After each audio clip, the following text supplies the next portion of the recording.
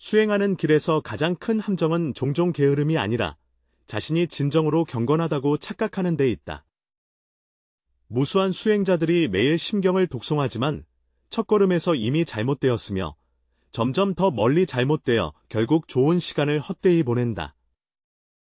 무수한 수행자들이 매일 경건하게 반야심경을 독송하지만 자신들이 처음부터 치명적인 실수를 저질렀다는 사실을 모른다. 많은 사람들이 마음대로 경전을 염송하고 의례 절차를 따르지 않으며 차례를 알지 못하여 수년간 고생했음에도 불구하고 공덕은 미미하고 심지어 아무런 응답도 없는 결과를 초래합니다. 더 무서운 것은 많은 사람이 자신이 잘 수행하고 있다고 생각하지만 사실은 이미 잘못된 길을 점점 더 멀리 가고 있다는 점이다. 문수보살께서는 명확히 가르치셨다. 반야심경을 염송하기 전에 반드시 개경계를 먼저 염송해야 하며 이것은 단순한 부수적인 장식이 아니라 지혜의 문을 여는 핵심이라는 것을. 보살님께서는 엄히 경고하시기를 경전을 외우는 순서가 잘못되면 아무리 많이 외워도 헛된 일이 되며 심지어 반대 효과가 나타날 수도 있다고 하셨습니다. 이 법문은 수많은 수행자들을 감동시켰으며 염송 수행의 근본 원리를 드러내었다. 궁극적으로 개경계는 어떤 신비한 작용을 하는가? 왜 순서가 어긋나면 허사로 돌아가는가? 문수보살은 또 어떤 알려지지 않은 염송 비결을 전수하였는가? 문수시리가 말하길 부사이 불정해경에 기록된 바에 따르면 한정진 비구 해광은 매일 새로운 경전을 100번씩 독송하며 10여 년을 견지하였으나 늘 뚜렷한 가피를 느끼지 못하였다고 하였다. 어느 날 문수보살께서 나타나 그 인연의 까닭을 설해주셨다. 문수보살께서 천천히 말씀하시길 해광이여, 내 의무는 매우 대표적이다. 사실 많은 사람들이 개경계, 개경계가 후대에 추가된 것으로 보고 부처님의 원래 가르침이 아니라고 생각하여 읽어도 되고 읽지 않아도 된다고 여긴다. 이런 생각은 겉보기에는 타당해 보이나 실제로는 큰 잘못이다. 비록 지금 우리가 보는 개경계가 나중에 조사들이 정리한 것이지만 그 정신적 핵심은 완전히 부처님의 원래 가르침에 부합합니다. 부처님께서 세상에 계실 때 제자들은 부처님을 뵈는 것 자체가 가장 좋은 경전계시 개송이었습니다. 그 이유는 그들의 마음속에 자연스럽게 공경심, 소중히 여김, 수지, 해답을 구하는 마음이 일어났기 때문입니다. 지금 부처님은 이미 열반에 드셨지만 개경계는 우리로 하여금 이러한 심경을 되찾을 수 있도록 돕는 편리한 방법입니다. 이는 마치 왕을 만나러 가는 것과 같아서 명문화된 구체적인 예절이 없더라도 자연스럽게 옷차림을 정돈하고 공경하여 인사하는 것이 존자를 향한 기본적인 존중이다. 개경계는 이런 역할을 합니다. 그것은 우리의 내면을 조정하여 가장 적합한 상태로 법익을 받아들이도록 돕습니다. 해광 비구는 생각에 잠겼다. 즉, 보살의 뜻은 경전의 개송을 여는 정신이 행위보다 더 중요하다는 것이다. 바로 그렇습니다. 그러나 이것이 형식이 중요하지 않다는 것을 의미하는 것은 아닙니다. 문수보살은 정신과 형식이 하나이며 분리될 수 없다고 강조하셨다. 마음속에 공경심이 있으면 자연스럽게 행동으로 드러난다. 반대로 공경하는 행동도 내면의 공경심을 기른다. 항상 마음만을 강조하고 외적인 위험을 소홀히 하면 시간이 지남에 따라 마음도 느슨해질 수 있습니다. 더 중요한 것은 염송의 목적이 무엇인가 하는 점입니다. 그것은 여러 부처님과 보살님과 가문도교를 이루어 지혜와 가피를 얻기 위함입니다.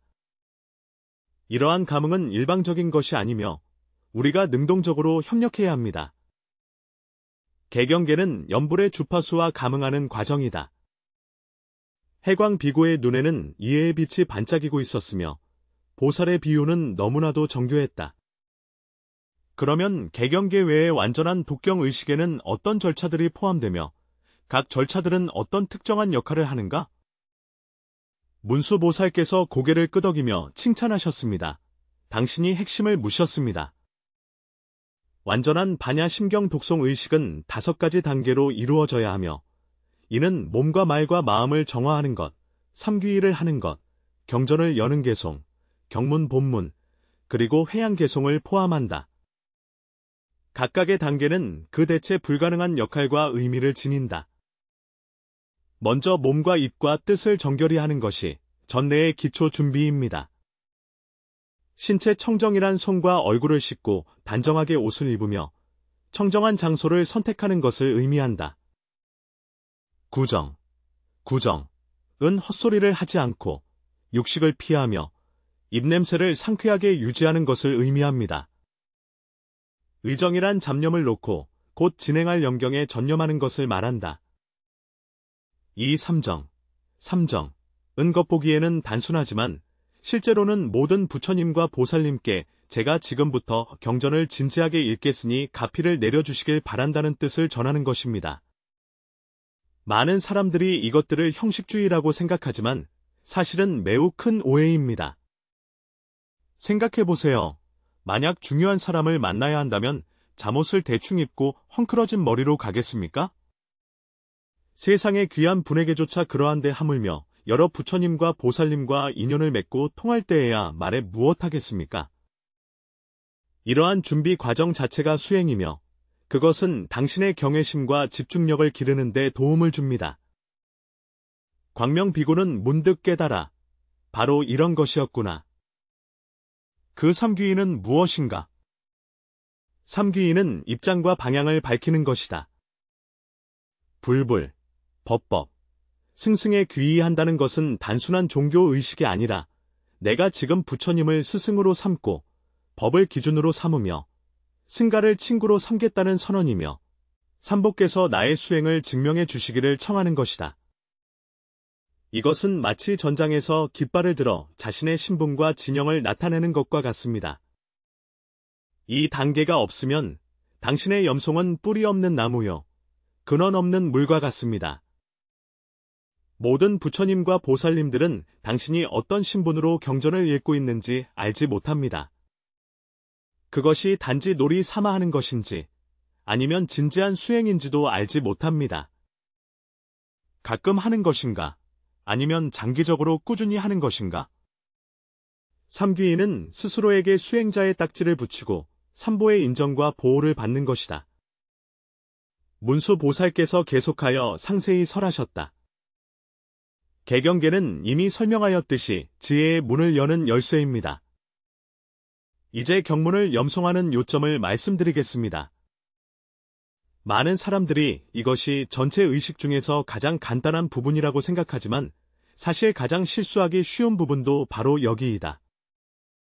경전을 외우는 것은 단순히 암기하거나 임무를 완수하는 것이 아니라 마음을 다해 부처님의 가르침을 받아들이는 것입니다. 각 경문에는 깊은 지혜가 담겨 있으니 읽으면서 그 의미를 깊이 생각해야 합니다. 비록 일시적으로 이해하지 못하더라도 공경과 집중을 유지해야 하며 기계적으로 외우기만 해서는 안 됩니다. 특히 반야심경은 공성의 지혜를 말하며 불법의 정수입니다. 관자재보살이 깊은 반야바라밀다를 행할 때 오온이 모두 공함을 비추어 보셨습니다. 여기서 각각의 글자마다 깊이 생각할 가치가 있습니다. 만약 당신이 그저 빠르게 읽기만 한다면 가장 소중한 법의 뜻을 놓치고 말 것이다. 해광 비구가 묻기를, 그러면 경전을 읽는 속도는 어떻게 조절해야 합니까? 이는 사람마다 다르지만 한 가지 기본 원칙이 있습니다. 법의 뜻을 충분히 사유할 수 있을 만큼 느려야 하고 졸음이 오지 않을 정도로 빨라야 합니다. 일반적으로 초심자는 천천히 걸음걸이를 시작하고 익숙해지면 적절히 속도를 높일 수 있으나 어떠한 경우에도 조급해해서는 안 됩니다. 마지막은 회양계입니다. 이것은 많은 사람들이 가장 쉽게 간과하는 부분으로 경문을 읽고 나면 끝이라고 생각합니다. 사실 회양계의 역할은 매우 중요하며 이것이 이번 독경의 공덕이 흘러가는 방향을 결정합니다. 문수보살의 표정이 유독 엄숙해졌으며 회양의 중요성은 아무리 강조해도 지나치지 않다. 그는 마치 씨를 뿌릴 때의 기원과 같아 미래에 어떤 열매를 거둘지 결정한다. 만약 회양하지 않으면 공덕은 인간과 천상에서의 복으로 변할 것입니다. 비록 이것도 좋은 일이지만 그 차원이 너무 작습니다. 만일 모든 중생에게 회양하면 공덕이 더 크고 넓어지며 자신도 더 큰 이익을 얻을 수 있다. 더 중요한 것은 회양이 대승불법의 정신을 반영한다는 점이다. 당신이 경전을 외우는 것은 개인적인 즐거움을 위해서가 아니라 중생과 나누기 위함입니다. 이러한 이기심 없는 마음가짐 자체가 바로 수행이며 그것은 자아 집착을 빠르게 소멸시키고 보리심을 증장시킨다. 해광 비구는 깊이 고개를 숙였다. 보살님의 가르침은 마치 단비처럼 내 마음을 깨우쳐 주었다. 하지만 아직 한 가지 의문이 있습니다. 시간이 정말 촉박하다면 일부 절차를 생략할 수 있을까요? 문수보살께서 미소 지으시며 말씀하셨습니다. 이 문제는 매우 현실적입니다. 수행은 기온의 흐름을 조절해야 하며 경직된 교조주의에 얽매여서는 안 된다. 조건이 허락되지 않아 완전한 의식을 행할 수 없다면 마음속으로 삼귀에게 개경계를 묵송한 후 경문을 읽고 마지막에 간단히 회상하면 된다. 중요한 것은 경건한 마음과 집중하는 마음을 유지하는 것이며 환경이 제한된다고 해서 함부로 대하면 안 됩니다. 그러나 기억해야 할 것은 이러한 단순화는 객관적인 제약 때문이며 게으름 때문이 아니라는 점이다. 조건이 허락된다면 완전한 의식을 최대한 완전하게 수행해야 한다. 습관적으로 간소화한다고 해서 조건이 갖추어져 있을 때조차 완전한 의식을 게을리해서는 안 된다. 이렇게 하면 본말이 전도됩니다. 또 한 가지 특별히 유의할 점은 어떤 환경에서도 내면의 의식 절차를 생략해서는 안 된다는 것입니다.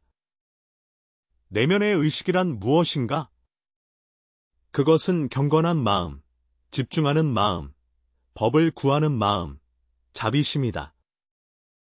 이 네 가지 마음은 경전을 외우는 근본으로 하나라도 빠질 수 없습니다. 외적인 의식 절차는 조건에 따라 조정할 수 있으나 내적인 의식 절차는 절대 소홀히 해서는 안 된다. 해광 비구가 마치 깨달은 듯이 바로 그렇구나. 그렇다면 제가 신도에게 특별한 요구가 있을까요? 문수보살께서 고개를 저으시며 말씀하셨습니다. 부처님의 가르침 앞에서는 누구나 평등하며 출가자와 재가자가 모두 같은 법칙을 준수해야 합니다. 제가 신분이라서 불법을 막대하는 것은 본래 존경심이 없는 태도의 표현이다. 사실 재가자의 수행은 더욱 엄격한 의례가 필요하다. 재가자의 환경이 더 복잡하고 쉽게 산만해지기 때문에 의례를 통해 마음가짐을 조절할 필요가 더 크다. 물론 재가자는 실제로 가족을 돌봐야 하거나 직장을 처리해야 하는 등 특별한 상황에 직면해 출가자처럼 전념하여 수행할 수 없다. 하지만 이것은 기준을 낮출 이유가 아니며 오히려 매번 경전을 읽는 기회를 더욱 소중히 여겨야 한다. 질이 부족하면 경건한 마음으로 보완할 수 있고 시간이 부족하면 집중하는 마음으로 보완할 수 있습니다. 나는 많은 재가 신도들을 보았는데 그들이 수행하는 정도가 출가자보다 더 정진하며 감흥도 출가자보다 더 뚜렷하다. 핵심은 그들이 불법에 대한 공경심과 수행에 대한 진지한 태도에 있다. 반대로 어떤 사람들은 항상 자신의 게으름을 변명하며 집에서는 그렇게 엄격할 필요가 없다고 말한다. 이런 사람들은 출가하더라도 성취를 이루지 못한다. 여기까지 말씀드리자 문수보살은 잠시 멈추며 눈빛의 깊은 자비를 드러내었다. 해광, 지금 너에게 더 깊은 비밀을 알려주려고 해. 왜 어떤 사람들은 엄격하게 의식에 따라 경전을 외우는데도 뚜렷한 감흥이 없을까? 해광 비구가 즉시 정신을 가다듬고 보살님께 가르침을 청하였다. 그들은 가장 중요한 고리인 신심이 부족하기 때문이다. 불법에 대한 신심이 아니라 자기 자신에 대한 신심이다. 많은 사람들이 염불할 때 항상 생각한다. 나는 업장이 심한 속인인데 염불이 무슨 소용이 있을까? 부처님과 보살님은 그렇게 위대하신데 어떻게 나 같은 작은 존재를 신경 써 주실까? 이러한 열등감은 수행의 가장 큰 장애물이다. 너는 모든 중생이 불성을 가지고 있음을 이해해야 하며 모든 사람은 여러 부처님과 보살님의 사랑을 받을 자격이 있음을 알아야 한다. 당신이 경전을 읽을 때는 확신을 가져야 합니다. 나는 지금 여러 부처님과 보살님들과 교류하고 있으며 그분들이 자비로 나를 지켜보고 계시고 나의 독경은 반드시 가피를 받을 것임을. 이것은 맹목적인 자신감이 아니며 부처님의 본성에 대한 올바른 인식입니다. 법화경에서는 모든 중생이 열애의 지혜덕상을 갖추고 있으나 망상 집착으로 인해 증득하지 못한다고 말합니다. 당신이 경전을 읽는 과정은 바로 망상과 집착을 제거하여 본래 갖추고 있던 지혜덕상을 나타내는 것입니다. 이 관점에서 보면 당신이 경전을 외우는 것은 밖에서 무언가를 구하는 것이 아니라 내면의 보물을 개발하는 것이다. 해광 비구가 감격하여 말했습니다. 보살님, 당신의 말씀은 저에게 한 가지 문제를 떠올리게 합니다. 어떤 사람들은 경전을 암송할 때 아무런 욕심도 없이 아무런 이익도 얻으려 하지 않아야 진정한 수행이라고 말합니다. 하지만 방금 신심을 얻어 가피를 받으라고 하셨는데 이 두 가지 말씀이 모순되는 것인가요? 문수보살께서 칭찬하며 고개를 끄덕이셨습니다. 이 문제를 생각할 수 있다니 이해력이 아주 좋다는 뜻입니다. 이 두 가지 설은 겉으로 보기에는 모순되는 것 같지만 실상은 수행의 서로 다른 경지이다. 초심자가 경전을 외울 때 당연히 바라는 것이 있을 수 있습니다. 건강을 구하고 평안을 구하며 지혜를 구하는 것은 모두 정당한 소원입니다. 부처님과 보살님은 대자대비하사 당신이 무엇을 구한다고 하여 중생을 가차없이 버리지 않으십니다. 반대로 중생의 정당한 바람을 충족시키는 것이 바로 부처와 보살의 본래 뜻이다. 그러나 수행이 깊어질수록 가장 큰 이익은 무언가를 얻는 것이 아니라 무언가를 내려놓는 것임을 알게 됩니다. 진정으로 공성의 묘용을 체험하면 자연스럽게 아무것도 구하지 않으면서도 모든 것을 구하게 된다. 이때 경전을 읽는 것은 더 이상 무엇을 얻기 위함이 아니라 모든 부처님과 보살님께 감사의 마음을 표현하고 법성의 뜻을 맞추기 위함이다. 그러므로 무소구에 집착하지 말고 유소구에도 집착하지 마라. 구할 때는 구하고 놓아야 할 때는 놓아라. 중요한 것은 진실된 마음을 유지하고 올바른 방법으로 수행하는 것입니다. 문수보살은 희광비구에 집중하는 표정을 바라보며 계속해서 깊이 들어가기 시작했다. 지금부터 나는 너에게 반야심경을 독송하는 비결을 전하려 한다. 이것은 많은 이들이 모르는 것이다. 반야심경의 핵심은 색이 공과 다르지 않고 공이 색과 다르지 않으며 색이 곧 공이고 공이 곧 색이라는 것이다. 여러 사람이 여기까지 읽고 혼란스러워하며 공이 무엇인지, 색이 무엇인지 알지 못합니다. 사실, 내가 경전을 읽는 그 순간의 공성을 체험할 수 있다. 지금 내가 경전을 읽고 있는 마음이 어디에 있는지 한번 관찰해봐라. 그 마음은 형태가 있는가? 색깔이 있는가? 찾을 수 없지. 그렇지. 하지만 그것은 분명히 존재한다. 왜냐하면 내가 자신이 경전을 읽고 있다는 것을 분명히 자각하고 있기 때문이다. 이 찾을 수는 없지만 분명히 존재하는 마음이 바로 공성의 묘용이다. 그러므로 반야심경을 염송할 때에는 그것을 철학이론으로 이해하려 하지 말고 수행의 지침으로 실천해야 한다. 매번 한 문장씩 염송할 때마다 자신의 마음을 되돌아보고 새로운 공성 본질을 체험해야 한다. 이렇게 경전을 독송하는 것은 단순히 경전을 외우는 것이 아니라 곧바로 공성, 공성의 선정을 수행하는 것이다. 해광비고의 눈에는 놀라움이 가득했다. 원래 심경도 이렇게 외울 수 있다니, 그렇다면 다른 경전들도 비슷한 비결이 있을까? 물론 있습니다. 각 경전마다 고유한 수행 방법이 있지만 반야심경은 가장 특별한데 그것은 본질적으로 모든 법문이 근본인 공성을 직접 지시하기 때문입니다. 만약 여러분이 진정으로 심경을 염송하는 방법을 터득한다면 다른 경전들도 자연스럽게 연계되어 통달할 수 있을 것입니다.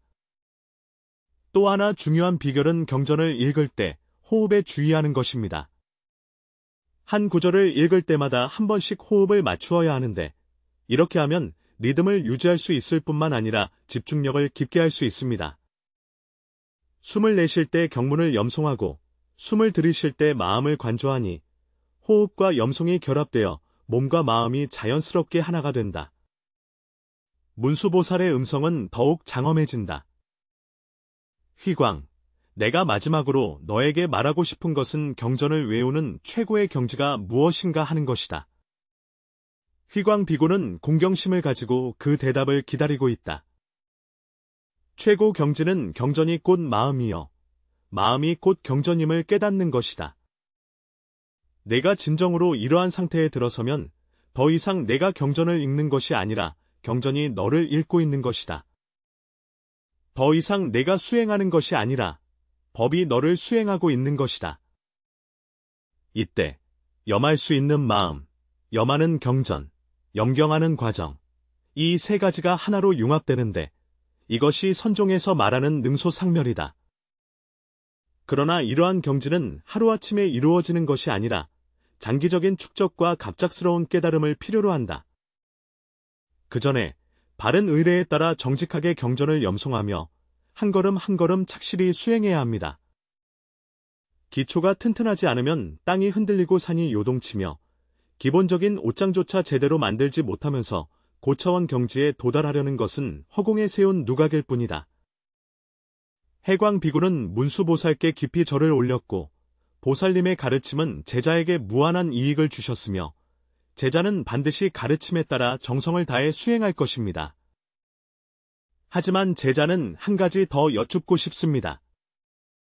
어떻게 하면 자신의 염불이 효과가 있는지 판단할 수 있을까요?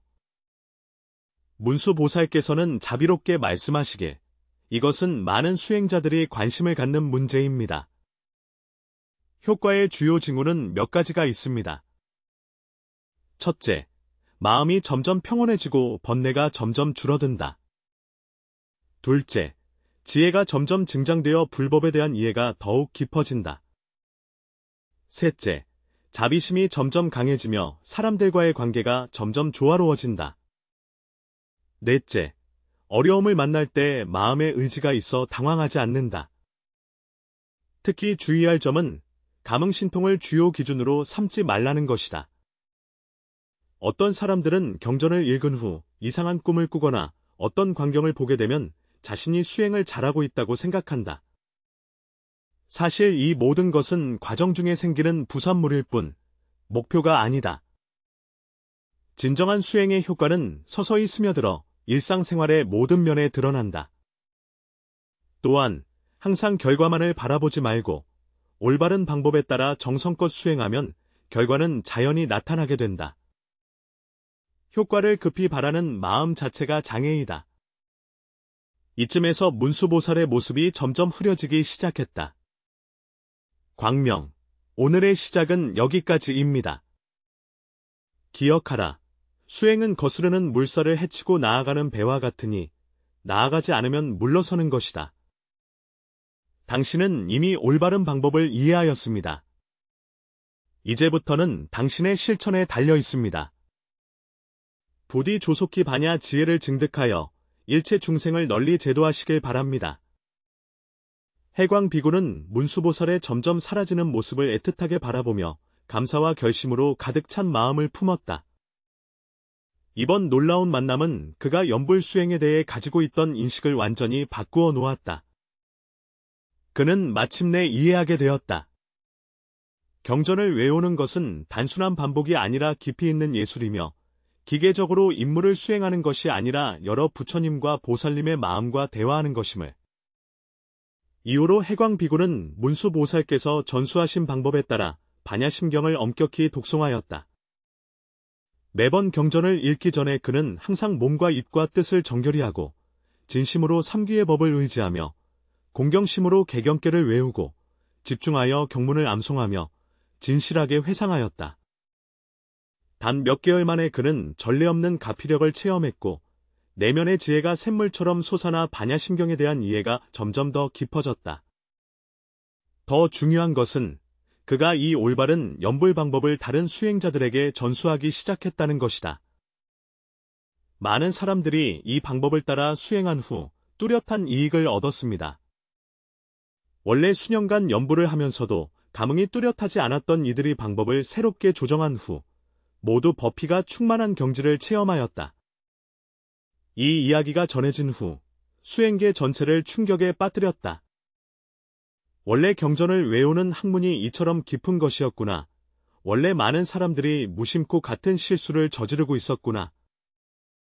많은 사찰과 제가 단체들이 자신의 수행 방법을 다시 검토하기 시작하여 전통 의식을 엄격히 준수하며 연불을 진행하고 있다. 그러나 여전히 일부 사람들은 고집을 부리며 이러한 의례가 형식주의에 불과하고 마음만 진실하면 된다고 생각한다. 그들은 이미 익숙해진 방식을 바꾸려 하지 않으며 의식 절차가 그리 중요하다고도 믿지 않는다. 이 사람들은 계속 잘못된 방법으로 경전을 독송함으로 자연히 응당받을 수행의 효과도 얻지 못하고 오히려 경전을 독송하는 것이 별 효과가 없다고 더욱 굳게 믿게 된다. 이러한 현상은 진정한 수행자에게 깊은 고통을 안겨준다. 명백히 올바른 방법으로 특출난 이익을 얻을 수 있는데도 불구하고 일부 사람들은 일부러 돌아가는 길을 택한다. 문수보살의 이번 설법은 광명비구뿐만 아니라 모든 수행자들에게 올바른 길을 제시해 주었다. 그는 우리에게 수행은 비록 내면에 중점을 두지만 외적인 방법도 동등히 중요하다고 말씀하셨다. 집착을 깨뜨려야 하지만 기본적인 공경은 결코 부족해서는 안 된다. 궁극적으로는 무소유를 이루어야 하지만 초기의 소망은 수행의 원동력이다. 어떠한 편집증도 수행의 효과에 영향을 미치며 오직 올바른 방법에 따라 끈기 있게 실천할 때 비로소 진정한 수용을 얻을 수 있다. 이 분주한 시대에 마음을 가라앉히고 진지하게 경전을 읽는 것은 매우 드문 일이 되었다. 만약 올바른 방법을 더한다면 그것은 더욱 귀중해질 것이다.